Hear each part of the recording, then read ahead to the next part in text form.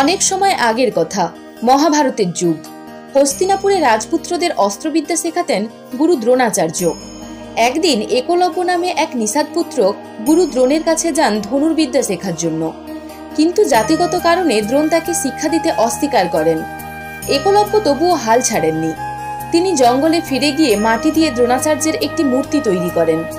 সেই মূর্তিকে গুরু মেনে নিজের চেষ্টায় এবং অধ্যবসায়ে ধনুর্বিদ্যায় পারদর্শী হয়ে ওঠেন।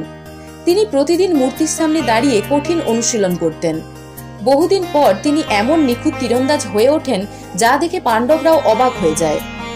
একদিন পাণ্ডবরা জঙ্গলে শিকার করতে এসে দেখে এক কুকুরের মুখ তীর দিয়ে বন্ধ করে দেওয়া হয়েছে, কিন্তু তীর এত নিখুঁতভাবে লাগানো যে কুকুরটির একটুও রক্তপাত হয়নি। অবাক হয়ে তারা একলব্যকে খুঁজতে বের হয়। একলব্যকে দেখে অর্জুন হতবাক, কারণ দ্রোণ তো তাকে বলেছিলেন তুমিই শ্রেষ্ঠ ধনুর্বিদ। তারা তখন একলব্যকে গুরু দ্রোণের কাছে নিয়ে যায়। গুরু দ্রোণ একলব্যকে জিজ্ঞেস করেন, তুমি কার শিষ্য? একলব্য উত্তর দেন, আপনার মূর্তিকে গুরু মেনে আমি নিজেই শিখেছি। দ্রোণ তখন গুরুদক্ষিণা হিসেবে একলব্যের ডান হাতের বুড়ো আঙুল চেয়ে বসেন।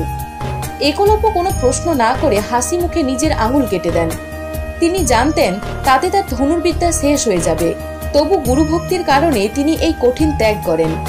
এই কাহিনী আমাদের শেখায় প্রচেষ্টা, আত্মবিশ্বাস এবং শ্রদ্ধা। এই তিনটি থাকলে জীবনে বড় কিছু অর্জন করা সম্ভব। তবে সমাজের অবিচার প্রতিভাকে থামিয়ে দেয়। একলব্য তার প্রকৃষ্ট উদাহরণ।